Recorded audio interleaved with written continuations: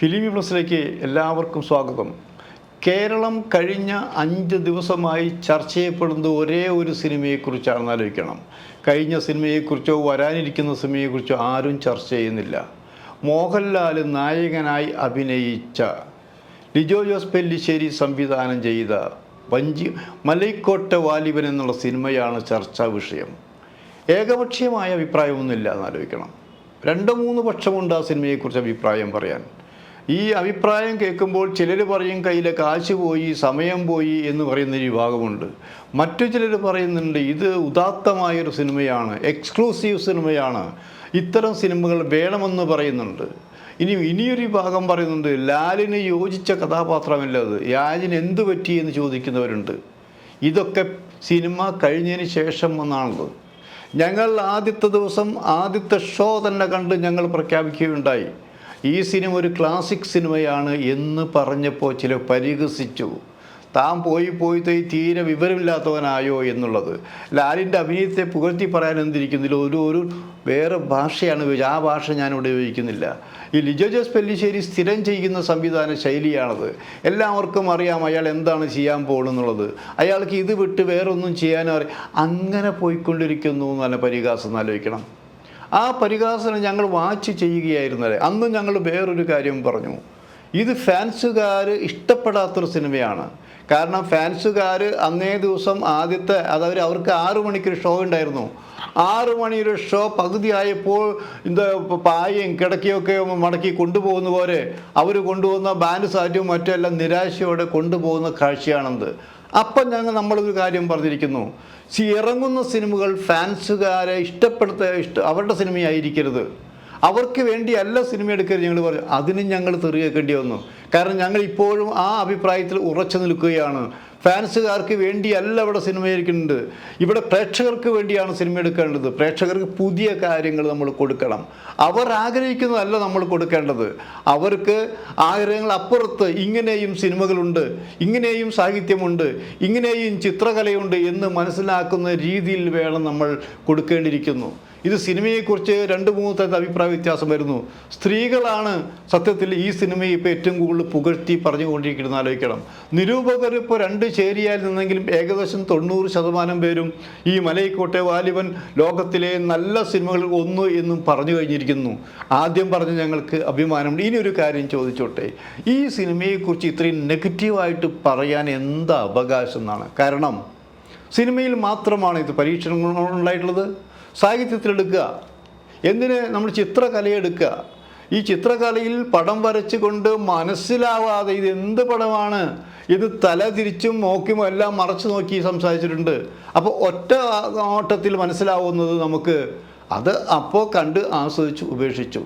ഇവിടെ എൻ്റെ ഓർമ്മയിൽ ഞാൻ വായന തകൃതിയായിരുന്നു നടക്കുന്നൊരു കാലഘട്ടം ഉണ്ടായിരുന്നു. ഞാൻ പഠിക്കുന്ന കാലഘട്ടത്തിൽ അന്ന് മാതൃഭൂമി ആഴ്ചപ്പതിൽ വരുന്ന നോവലുകൾ കൃത്യമായിട്ട് വായിക്കുന്ന ഒരാളാണ്. അക്കാലത്താണ് മേതിൽ രാധാകൃഷ്ണൻ്റെ സൂര്യവംശം എന്നുള്ള നോവൽ വന്നെന്നാലോചിക്കണം. സത്യം പറഞ്ഞ് ഈ നോവൽ വായിച്ച് എനിക്കൊന്നും മനസ്സിലാവുന്നില്ല, ദേഷ്യവും വരുന്നുണ്ട്. ഞാൻ പലരോടും പറഞ്ഞു, കാരണം ഞങ്ങളുടെ കൂട്ടത്തിൽ ഭാർഗവൻ എന്നുള്ളൊരു ബുദ്ധിജീവി ഉണ്ടായിരുന്നു. സാഹിത്യത്തിൽ ഒരു അരച്ച് കലക്കി കുടിച്ച് ആ സുഹൃത്തുനിന്നില്ല. ജീവിതത്തിൻ്റെ ഇടക്കാലത്ത് വെച്ച് അദ്ദേഹം ആത്മഹത്യ ചെയ്തു പോയി എന്നാലോചിക്കണം. അപ്പോൾ ആ ഭാർഗവൻ പറഞ്ഞത്, നിനക്കൊക്കെ വിവരം എന്നാണ് വെച്ച് തുടങ്ങുക. നമുക്ക് മനസ്സിലാവാത്ത ഒരു കഥയുണ്ടെങ്കിൽ, നോവലുണ്ടെങ്കിൽ, ചിത്രമുണ്ടെങ്കിൽ, സിനിമയുണ്ടെങ്കിൽ അത് മോശമാണെന്നല്ല പറയേണ്ടത്. അതെന്താണ് അങ്ങനെ ചെയ്തിരിക്കുന്നത്, അതിലെന്തുണ്ടെന്ന് നമ്മൾ ഒരു ശ്രമം നമ്മുടെ ബുദ്ധി ഉപയോഗിച്ച് നോക്കിയോ? മേതിൽ രാധാകൃഷ്ണൻ നോവലിനെക്കുറിച്ച് പലരും പല അഭിപ്രായവും പറഞ്ഞിട്ടുണ്ടായിരിക്കാം. പക്ഷേ ആ നോവൽ മഹത്തരമായൊരു നോവൽ തന്നെയാണ് എന്ന് പറഞ്ഞ് പല പ്രാവശ്യം എന്നെക്കൊണ്ട് ആ നോവൽ വായിപ്പിച്ചു എന്നാലോചിക്കണം. ഓരോ പ്രാവശ്യം വായിക്കുമ്പോഴും ആ നോവലിന് ഡയമെൻഷൻ മാറുകയായിരുന്നു എന്ന് ആലോചിക്കണം.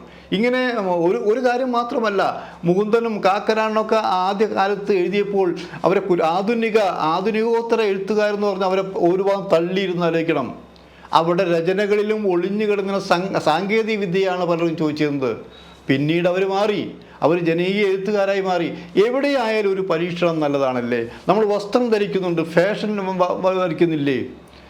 ലഗീസ് നടത്തിയ അത് വെച്ച് എല്ലാവരും പരിഹസിച്ചില്ലേ? ഇപ്പോൾ സർവ്വസാധാരണമായി തീർന്നില്ലേ? അതിൻ്റെ ഗുണവും ദോഷവും എല്ലാം ഉണ്ടെന്ന് ആലോചിക്കണം. അപ്പോൾ സാഹിത്യത്തിലായാലും ചിത്രകലയിലായാലും സിനിമയിലായാലും നിത്യജീവിതത്തിലായാലും മരുന്ന് കഴിക്കുന്ന കാര്യത്തിലായും രോഗത്തെ പ്രതിരോധിക്കുന്ന കാര്യത്തിലായും ശരി, എഴുത്തിൻ്റെ ലോകം എല്ലാം നമ്മുടെ ചിന്തയുടെ ലോകമായാലും ശരി, എല്ലാം മാറിക്കൊണ്ടിരിക്കുകയാണെന്ന് ആലോചിക്കണം. അങ്ങനെ മാറിക്കൊണ്ടിരിക്കുമ്പോൾ എന്തുകൊണ്ട് സിനിമയ്ക്കൊരു മാറ്റം ഉണ്ടായിക്കൂടാ? സിനിമ ഇപ്പം മാറിയത് മോഹൻലാലിൻ്റെ മലൈക്കോട്ടെ വാലിബൻ തൊട്ടൊന്നുമല്ല. നിങ്ങൾ വർഷങ്ങൾക്ക് മുമ്പേ പോവുക, ഇവിടെ KP കുമാരൻ എന്നുള്ള സംവിധായകനുണ്ട്. ഇവിടെ അദ്ദേഹം ഇപ്പോഴും ഒരു സിനിമ എടുത്ത് നല്ല നല്ല സിനിമകൾ എടുക്കുന്നത്, കാണാൻ ആൾക്കാരെ കിട്ടിയില്ലെങ്കിലും നല്ല സിനിമകൾ എടുക്കുന്ന ആലോചിക്കണം. അദ്ദേഹം അതിഥി എന്നുള്ള സിനിമ എടുത്ത് വർഷങ്ങൾക്ക് മുൻപ്. ഷീലയും PJ ആന്റണിയുമായിരുന്നു പ്രധാന നടന്മാരെന്ന് ആലോചിക്കണം. ആ സിനിമ ഒരു പ്രത്യേക ചട്ടക്കൂട്ടിലെടുത്തൊരു സിനിമയാണ്. സാധാരണ സിനിമാ സങ്കേതങ്ങളെല്ലാം വിട്ടെടുത്ത സിനിമയാണ്. ചർച്ച ചെയ്യപ്പെട്ടു, നിരൂപർ 2 ഗ്രൂപ്പായി തിരിഞ്ഞ് ആലോചിക്കണം. ആ സിനിമ അധികം പേരും കണ്ടോ കണ്ടില്ലയോ അത് വേറൊരു കാര്യം. ഇന്നും മലയാള സിനിമയുടെ ചരിത്രം പരിശോധിക്കുമ്പോൾ ചരിത്ര വിദ്യാർത്ഥികൾക്ക് ആ സിനിമ പ്രദർശിപ്പിക്കുന്നുള്ളതാണ്. പ്രിൻ്റ് കിട്ടാനില്ല. ഞാൻ പറയാം, ഒരു 3 വർഷങ്ങൾക്ക് മുമ്പ് ആ ഒരു സിനിമ തിരുവനന്തപുരത്ത് ഫെസ്റ്റിവലിന് പാരലായി അവതരിപ്പിക്കേണ്ടി വന്നപ്പോൾ ഈ ഒരു സിനിമ അനൗൺസ് ചെയ്തിരുന്ന ആലോചിക്കണം. ആ സിനിമ പ്രിൻ്റ് കിട്ടാനില്ല. അവസാനം കോഴിക്കോട് എവിടോ നിന്ന് ഒരു പഴകിച്ചൊരു തുരുമ്പ് പിടിച്ചൊരു പോലുള്ള പ്രിൻ്റ് കൊണ്ടാണ് പ്രദർശിപ്പിച്ചിരുന്നത്.